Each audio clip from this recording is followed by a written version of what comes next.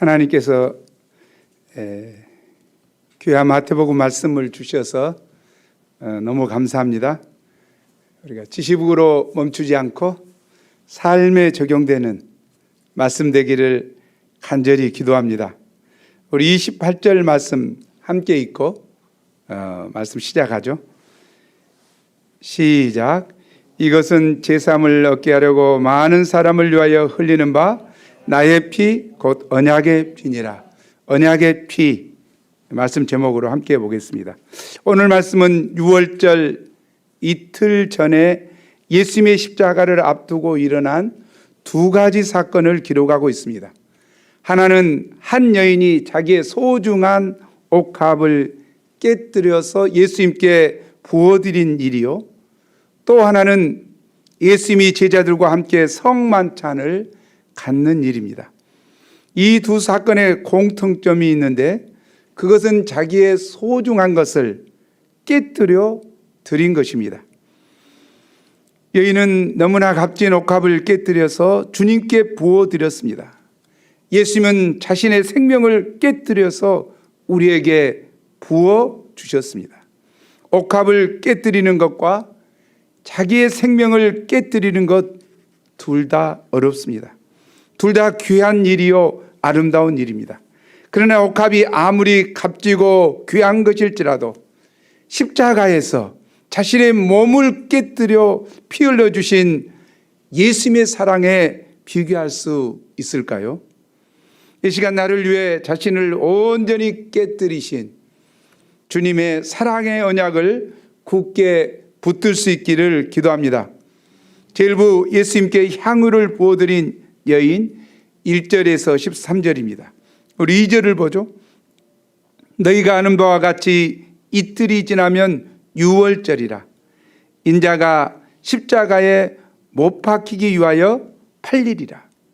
예수님은 지금까지 3번이나 십자가에 못 박히실 것을 말씀하셨습니다. 이번에 4번째로 6월절 기간 중에 자신이 십자가에 못 박혀 죽을 것을 말씀하십니다.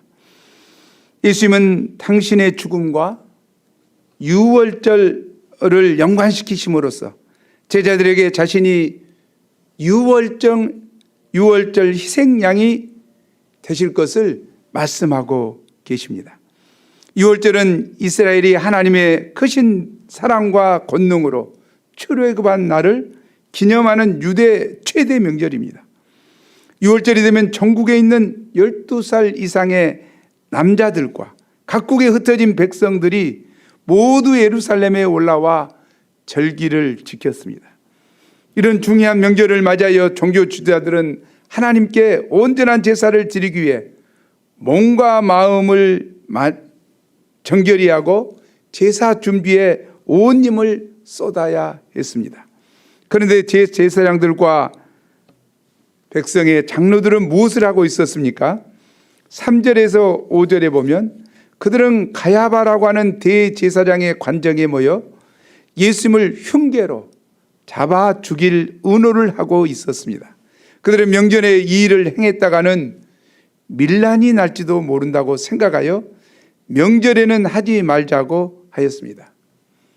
이들의 음모대로라면 예수님은 6월절 어린 양이 되지 못하였을 것입니다. 그러나 예기치 못한 가룟 유다의 배반으로 결국 하나님의 뜻과 계획에 의해 예수님은 6월절 어린 양의 희생제물이 되었습니다. 6절을 보십시오. 예수님이 베다니 나병 환자의 시몬의 집에서 계실 때 한 여인이 매우 귀하고 비싼 향유 한 옷밥을 가지고 나와서 식사하시는 예수님의 머리에 왕창 부었습니다. 이 여인은 우리가 아는 대로 나사로의 누이이자 마르다의 동생인 마리아인 것을 알 수 있죠. 왕창 식사하시고 있는 예수님 머리 위에 붓자 갑자기 집안은 진한 향유 냄새로 가득했습니다. 사람들은 그 향유가 매우 값비싼 최고의 향유인 것을 금방 알았습니다. 냄새를 맡으면 금방 알죠. 예수님의 머리에서는 향유가 흘러내렸고 얼굴을 적시고 땅으로 뚝뚝 떨어졌습니다. 사람들은 순식간에 벌어진 이 일에 어안이 벙벙했습니다. 당시 향유는 귀한 손님이 왔을 때 한두 명을 떨어주거나 왕이 즉위할 때 또 제사장이나 서기관들을 선지자들을 세울 때 때로는 시신에 발라 장례식을 준비할 때 향유를 사용했습니다. 또 당시 여인들은 아라비아 상인들로부터 귀한 향유를 조금씩 사서 예쁜 옥합에 한 방울 한 방울 모았다고 합니다. 이렇게 모은 옥합을 결혼 지참금으로 사용했습니다. 이 여인이 부은 향유를 돈으로 환산하면 노동자 1년 연봉에 해당하는 300데나리온, 1데나리온은 하루 품삯이니까 300일 연봉에 해당되는 3천만 원 정도 해당하는 엄청난 돈이었습니다. 여인에게 있어서 향유옥합은 단순히 고가의 비싼 물품이 아니었습니다. 그것은 여인의 진심과 애정과 꿈과 행복한 미래가 담겨있는 세상에서 가장 귀한 것이었습니다. 그런데 이 귀한 향유를 아낌없이 누가 시킨 것도 아니고 자발적으로 기쁨으로 계산하지 않고 순수한 진심과 열정으로 예수님께 온통 쏟아 부어드리다니 도대체 여인이 왜 이렇게 했을까요?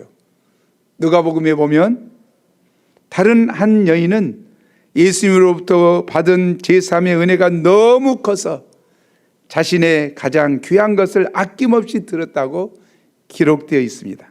이 여인은 향유를 부어드림으로 이 예수님이야말로 자신의 모든 것을 받으시기에 합당하신 참 남편이요 왕이요 구원자요 경배의 대상 되심을 고백한 것입니다. 이런 여인의 행동에 대한 제자들의 반응이 어떠했습니까? 모두 일어서서 기립박수를 쳤습니까? 아닙니다. 오히려 제자들이 보고 분개하여 말하였습니다. 무슨 의도로 이것을 허비하느냐? 이것을 비싼 값에 팔아 가난한 자들에게 줄 수 있었겠도다. 이들의 생각은 합리적이고 실용적입니다. 이들의 가치관으로 볼 때 여인의 이런 행동은 값비싼 향유를 허비한 것에 불과했습니다. 아이고 아까워라. 여인이 향유를 붓지 않고 온전히 잘 포장하여 예수님께 드렸다면 가난한 사람들을 위해 얼마나 유용하게 사용할 수 있었을까 생각하며 분개할 정도로 어리석은 행동을 한 것으로 보았습니다. 그러나 제자들은 예수님을 향한 이 여인의 믿음과 진실한 사랑과 순수한 진심을 몰랐고 여인의 뜨거운 감사의 눈물을 보지 못하였습니다. 그들은 말로는 가난한 사람들을 생각하고 있는 것 같았지만 실제로는 예수님의 머리에서 떨어지고 있는 향유 한 방울 한 방울들이 돈으로 계산하며 아까워하는 물질주의 자들이었습니다. 오늘날도 물질주의, 실용주의적인 가치관을 가진 자들은 우리가 주님께 드리는 헌신을 돈으로 계산하며 비현실적인 자라고 비난합니다. 우리가 구원의 은혜에 감사하여 주님께 시간과 물질과 진심을 드려 헌신하면 인생을 허비한다고 여기고 분을 내며 비난합니다. 뭔 허비를 그렇게 하냐? 그러나 예수님은 이 여인의 행동을 어떻게 보셨습니까? 우리 10절을 함께 읽어보겠습니다. 10절입니다. 시작. 예수께서 하시고 그들에게 이르시되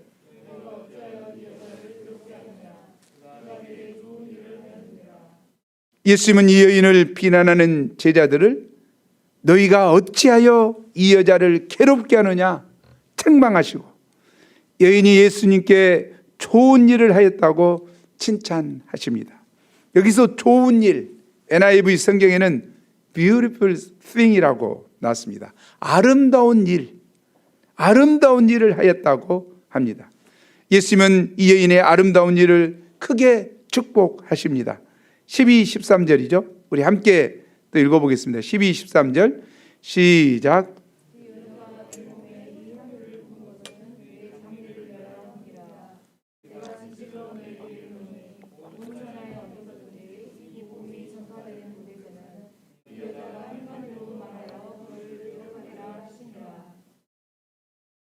여인은 처음부터 예수님의 장례를 위해서 향유를 준비한 것은 아니었을 것입니다. 하지만 예수님은 그것이 내 장례를 유하여 함이라고 역사적인 의미를 부여하셨습니다. 여인이 힘을 다하여 향유를 부어 주님의 장례를 준비하였다는 것은 그녀가 드린 향유를 한 방울도 허비하지 않으시고 모두 다 귀하게 쓰셨다는 것입니다. 여인의 행동이 아름다운 것은 예수님께 하였기 때문입니다. 예수님이 귀하고 아름다운 분이시기 때문에 예수님께 진심을 들여 헌신하는 것도 아름답습니다. 예수님은 이 여인의 모든 진심을 다 받으시기에 합당하신 분이십니다. 예수님은 계속하여 이 여인의 행한 일을 복음 역사에 길이 남을 기념비적인 사건으로 인정하시고 복음이 전파되는 어디에서나 이 여인의 행한 일을 말하여 그를 기억할 것이라고 축복하십니다. 그를 기억하리라 하는 것은 예수님께 대한 여인의 희생적인 사랑과 믿음을 본받도록 할 것이라는 뜻입니다. 우리도 예수님께 드리는 마리아의 아름다운 행동을 본받아야 하겠습니다.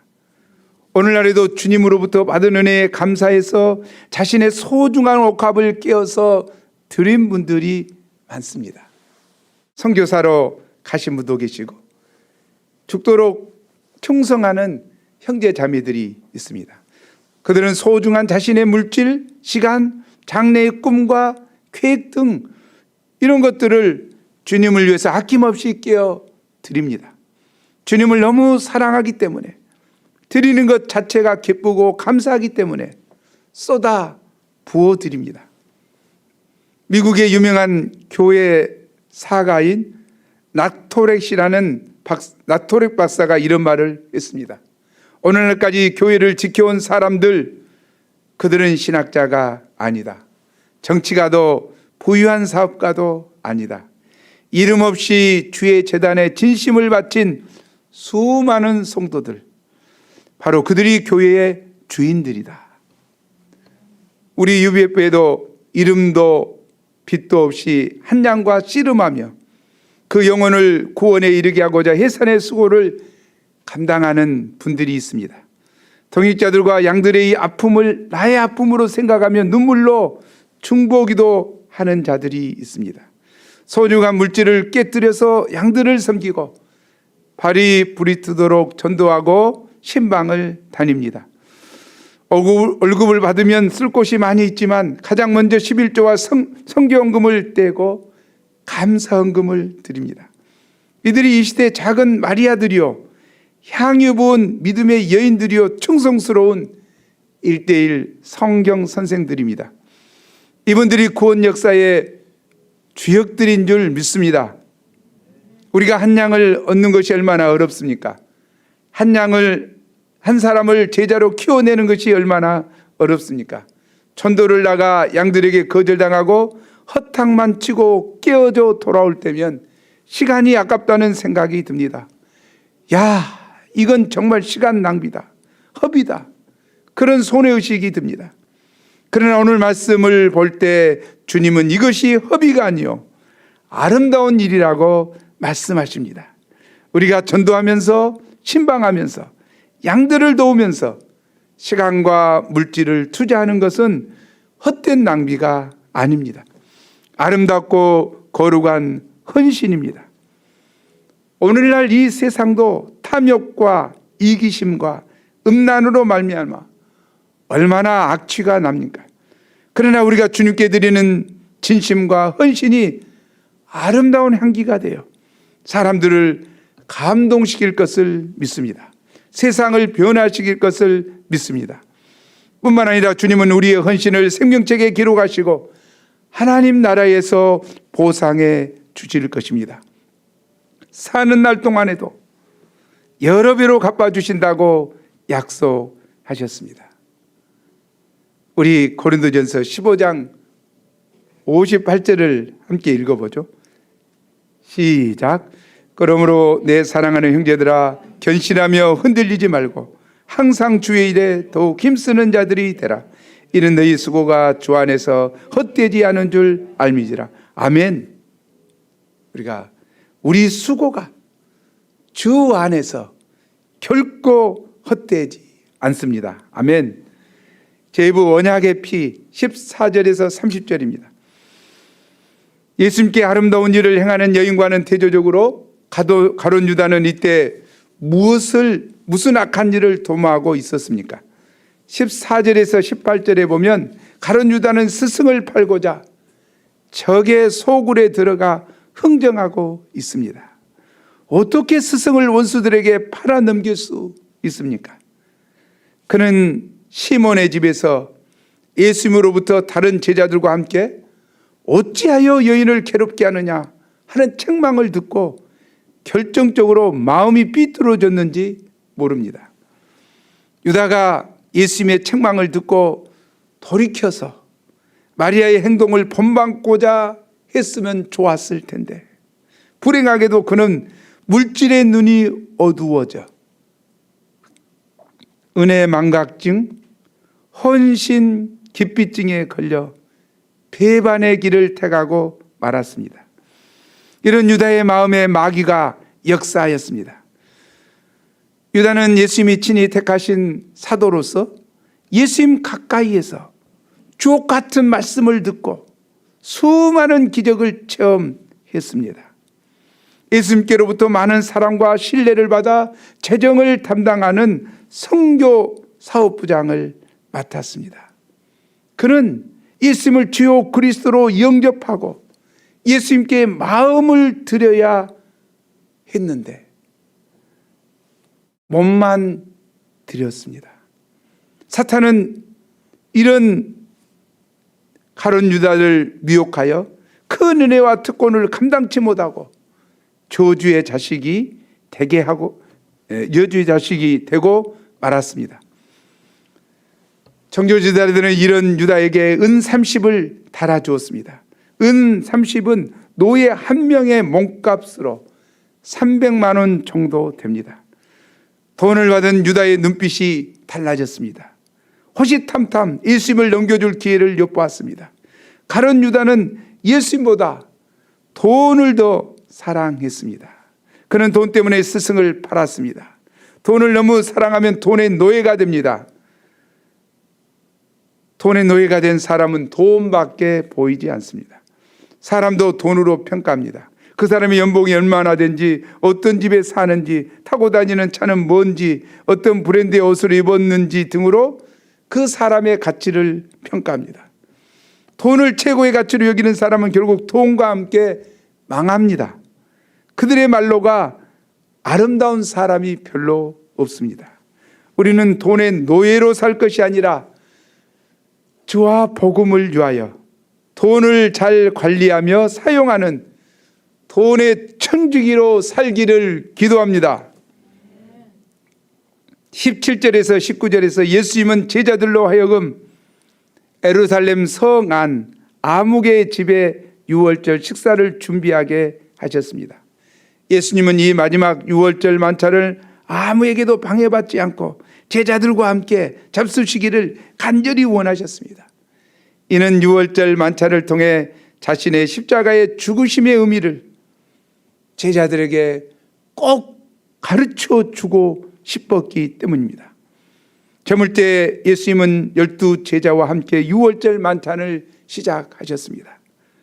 그런데 그들이 다 앉아 음식을 먹을 때 예수님은 충격적인 말씀을 하셨습니다.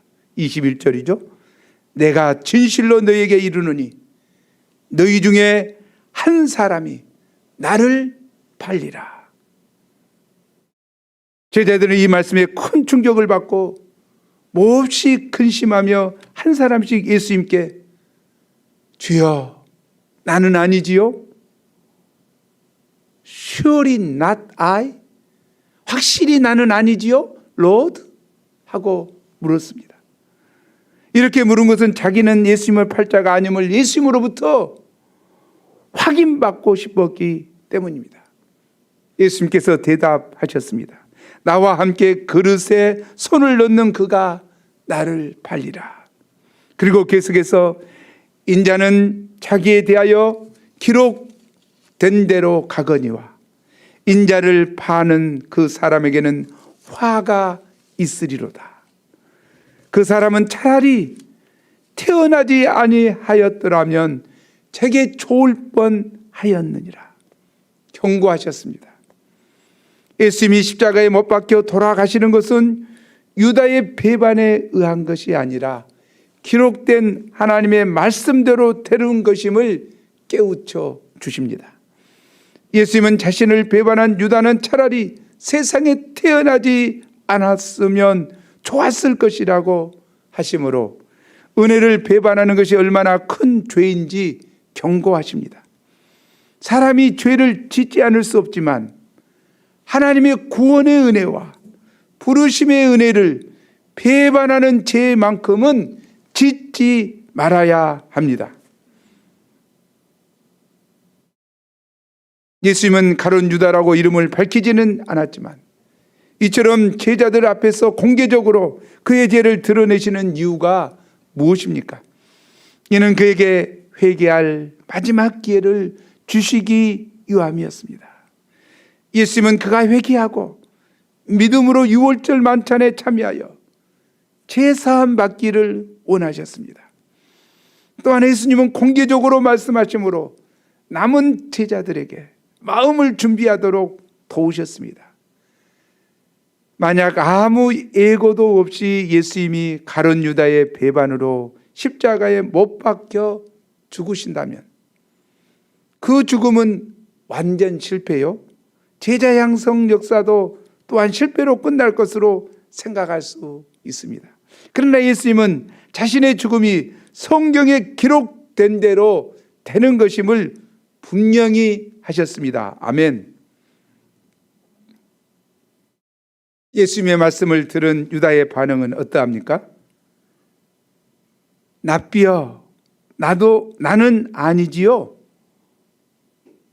그는 뻔뻔스럽게도 다른 제자들과 똑같이 질문하고 있습니다. 그러나 다른 제자들은 주여, 나는 아니지요 했지만 그가 예수님을 랍비여, 선생님이라고 부른 것을 볼 때 그가 예수님을 그리스도로 영접하지 않았음을 알 수 있습니다. 예수님은 즉시 내가 말하였도다 하시며 그에게 분명히 말씀해 주셨습니다. 요한복음에 보면 그는 예수님의 거듭되는 경고의 말씀에도 불구하고 끝까지 회개하지 않고 또 조각을 받고 밖으로 나가버렸습니다. 예수님의 사랑을 뿌리치고 나간 가룟 유다의 배반은 자신에게는 영원한 멸망이요, 예수님과 다른 제자들에게는 큰 슬픔과 상처가 되었습니다. 우리는 하나님의 사랑의 손길이 임할 때 정말 겸손히 회개하고 그 사랑을 영접하는 자가 되기를 기도합니다. 이게 축복입니다. 하나님의 사랑의 손길이 임할 때 정말 회개하고 돌이키고 그 사랑을 영접하는 자, 이 축복의 길이죠.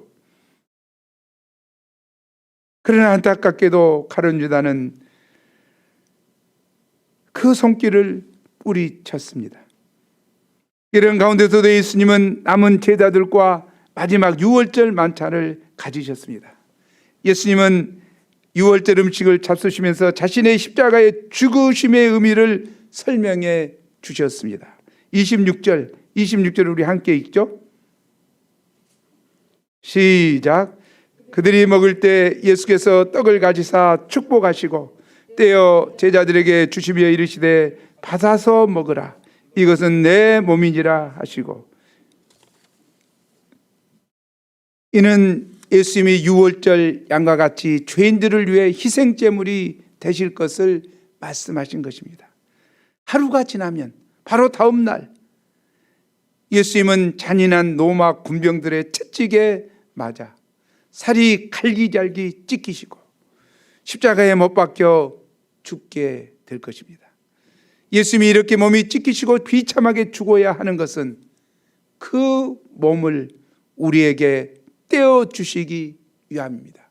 여기 떼어라는 말은 NIV 성경에는 break, 부숴서 깨트려서 주신다는 의미입니다. 예수님은 우리 죄인들을 위해 그 귀한 몸을 내어놓으심으로 말로만 하는 사랑이 아니라 희생적인 사랑을 나타내셨습니다. 우리는 너무나 죄악되어서 한두 번도 아니고 반복하여 똑같은 죄를 지음으로 내 자신도 나를 사랑하지 못할 때가 많습니다. 그러나 예수님은 이런 원수와 같은 우리를 위해서 아낌없이 자신의 몸을 희생제물로 내어 놓으셨습니다. 로마서 5장 8절을 우리 함께 읽어보죠. 로마서 5장 8절 시작. 우리가 아직 죄인 되었을 때 그리스도께서 우리를 위하여 죽으심으로 하나님께서 우리에 대한 자기의 사랑을 확증하셨느니라. 우리가 아직 죄인 되었을 때 예수 그리스도께서 우리를 위하여 십자가에 죽으심으로 하나님께서 우리에 대한 자기의 사랑을 확증하셨습니다. 이 예수님의 우리를 향한 희생적인 사랑을 생각할 때 심령으로부터 감사가 충만하게 됩니다. 요한복음 6장 51절은 우리가 예수님의 몸을 먹어야 할 이유를 가르쳐 줍니다. 우리 6장 51절 나는 하늘에서 내려온 살아있는 떡이니 사람이 이 떡을 먹으면 영생하리라. 내가 줄 떡은 곧 세상의 생명을 위한 내 살이니라 하시니라. 우리 크리스찬들의 양식은 예수님의 몸입니다. 예수님의 몸을 먹는 자는 구원을 받고 영생을 누립니다. 인간은 원래 에덴 동산에서 하나님이 주신 사명을 감당하며 영생하도록 지음 받았는데 사단의 유혹을 넘어가 죄를 지음으로 에덴 동산에서 쫓겨나고 영생의 복을 잃어버리게 되었습니다. 그러나 예수님께서 자신의 몸을 희생하심으로 이 영생을 회복시켜 주셨습니다. 더 나아가 예수님의 몸은 구원받은 신자들이 살아가는 데 필요한 영의 양식입니다. 믿지 않는 사람들은 흔히 밥심으로 산다고 말합니다. 그러나 우리는 날마다 예수님의 살을 먹으며 삽니다. 아멘. 육의 양식을 규칙적으로 잘 먹는 사람이 건강하고 생명력이 넘치는 것처럼 예수님의 십자가의 고난을 기억하며 감사하며 그 은혜를 되새기는 사람은, 신자는 영적으로 건강하고 정결하고 강한 믿음의 사람이 됩니다. 하늘의 신령한 힘과 에너지가 솟구쳐 올라옵니다. 예수님의 살은 하늘로부터 내려온 생명의 떡이기 때문입니다. 나를 위해서 고귀한 살을 떼어주신 주님의 놀라운 사랑을 감사 찬송합니다. 예수님은 계속하여 잔을 마시면서 주님이 흘리신 피의 의미를 가르쳐 주셨습니다. 27, 28절이죠. 우리 함께 읽어보겠습니다. 시작. 또 잔을 가지사 감사하기도 하시고 그들에게 주시며 이르시되 너희가 다 이것을 마시라. 이것은 제사함을 얻게 하려고 많은 사람을 위하여 흘리는 바 나의 피 곧 언약의 피니라. 예수께서 나누어 주신 포도주는 내일 십자가에서 흘리실 예수님의 피를 상징합니다. 십자가는 피를 짜내는 형틀입니다. 예수님은 6시간 동안 이 십자가에 달려 그의 몸에 있던 모든 피를 다 쏟아내셨습니다. 인간은 아담의 범죄로 말미암아 멸망받을 수밖에 없었는데 창세기 3장 15절 원시 복음에서부터 죄사함의 역사가 시작되었습니다. 이 죄사함의 역사는 예수님 이전까지는 짐승의 피를 흘림으로 일시적인 죄사함의 효력을 받았는데, 이제는 예수님이 피 흘리심으로 죄사함의 역사가 완성되는 것입니다. 짐승의 피는 죄를 사는 효과가 길어야 1년이었기 때문에 매년 점없고 흠없는 짐승을 잡아 드려야 했습니다. 그러나 독생자 예수님의 피는 단 한 번의 제사로 많은 사람의 죄를 영원히 살 수 있습니다. 아멘. 히브리서 9장 22절은 말합니다. 율법을 따라 거의 모든 물건이 피로서 정결하게 되나니 피 흘림이 없은즉 사함이 없느니라. 예수님의 피는 죄를 사는 능력입니다. 이스라엘 백성들이 출애굽할 때 죽음의 사자가 어린 양의 피를 보고 그 집을 넘어갔습니다. 이것이 유월절입니다. 패스오버했습니다. 문설주에 어린 양의 피를 발라놓은 사람은 어떤 죄인이냐에 상관없이 모두 구원을 받았습니다. 이처럼 이제 예수님의 피를 믿는 자는 죄 종류에 상관없이 모두 죄사함을 받습니다. 히브리서 9장 13, 14절이 그것이죠. 우리 함께 읽어보죠. 히브리서 9장 13, 14절 시작. 염소와 황소의 피와 및 암송아지의 죄를 부정한 자에게 뿌려 그 육체를 정결하게 하여 거룩하게 하거든 하물며 영원하신 성령으로 말미암아 흠없는 자기를 하나님께 드린 그리스도의 피가 어찌 너희 양심을 죽은 행실에서 깨끗하게 하고 살아계신 하나님을 섬기게 하지 못하겠느냐. 예수님의 피는 어떤 지독한 죄라도 아무리 많은 죄라도 사는 능력이 있습니다. 예수님의 피로 새롭게 된 사람은 죽은 행실에서 깨끗하게 되어 살아계신 하나님을 능히 섬기는 자로 변화됩니다. 아멘. 또한 예수님의 피는 언약의 피입니다. 출애굽기 24장에 보면 출애굽한 이스라엘 백성들이 시내산에서 하나님과 언약을 체결하는 장면이 나옵니다.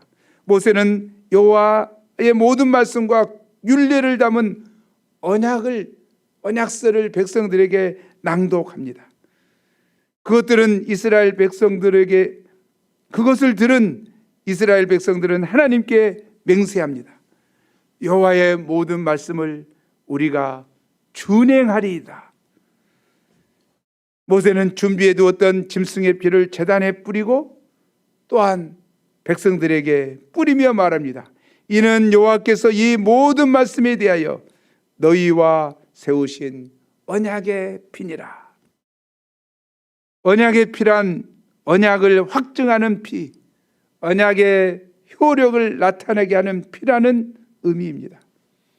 우리는 계약서를 작성할 때 어떻게 합니까? 계약 쌍방 당사자가 그 내용을 읽고 난 후 무엇을 합니까? 사인을 하거나 도장을 찍습니다. 그런데 사인이 없거나 도장이 없으면 아무리 좋은 미사오교의 계약서라도 효력이 없습니다. 이처럼 예수님의 피는 우리 모든 믿는 사람에게 제3의 언약을 확증하는 피입니다. 도장입니다. 사인입니다. 예수님의 피가 하나님의 언약을 보증합니다. 언약은 누가 하느냐에 따라서 그 무게가 달라집니다. 이 언약은 하나님이 독생자 예수님의 피를 보증하여 세우신 것이기 때문에 확실한 것입니다. 아멘. 예수님의 피는 짐승의 피와는 효과 면에서 근본적으로 다릅니다. 예수님의 피로 맺은 언약은 이를 믿고 영접하는 자에게 인격적으로 역사하여 완전한 제3의 효과가 나타나게 됩니다. 이처럼 예수님의 십자가의 피로 제3과 구원의 언약을 맺으신 하나님의 사랑과 능력을 생각할 때 우리는 그저 감사하고 감격하게 됩니다. 그런데도 우리는 때때로 하나님께 감사하기보다 원망과 불평을 쏟아내기도 합니다. 이는 유월절 은혜를 잊어버리고 날마다 기념하지 않기 때문입니다. 누가복음에 보면 예수님은 유월절 식사를 하시면서 너희가 이를 행하여 나를 기념하라고 하셨습니다. 여기 기념하라는 것은 두 가지 의미가 있습니다. 첫째는 날마다 예수님의 살과 피를 먹고 마시는 생활을 하라는 것입니다. 유월절 어린 양은 이스라엘의 구원을 위해 남김없이 완전히 희생되었습니다.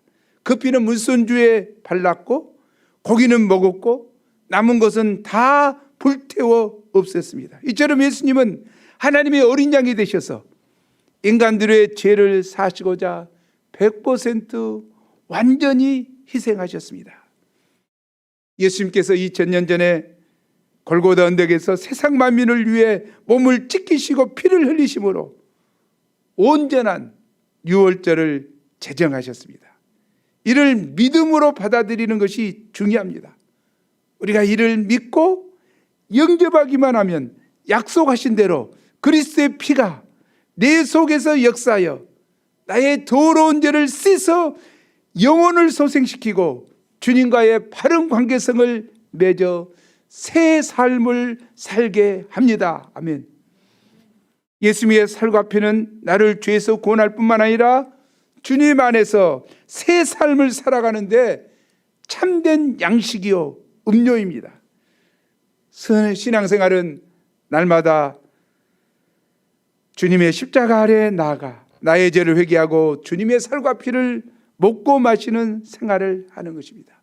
우리가 예수님의 살을 먹고 피를 마심으로써 예수님의 살이 내 살이 되고 예수님의 피가 내 피가 되기를 원하시는 것입니다. 이것이 바로 성찬의 의미요 그리스도와의 신비한 연합입니다. 주님은 우리가 영원토록 주님과 연합되어서 살기 원하십니다. 우리 요한복음 6장 55절 56절이 바로 그것인데요. 있습니까? 한번 읽어보겠습니다. 굉장히 중요한 말씀이죠. 굉장히 중요한 말씀이에요. 한번 함께 읽어보겠습니다. 시작. 내 살은 참된 양식이요 내 피는 참된 음료로다. 내 살을 먹고 내 피를 마시는 자는 내 안에 거하고 나도 그의 안에 거하나니. 아멘. 예수님의 살과 피를 먹고 마시는 자는 예수님 안에 거하고 예수님도 우리 안에 거하신다고 합니다. 예수님과 연합되는 축복된 삶을 살게 됩니다.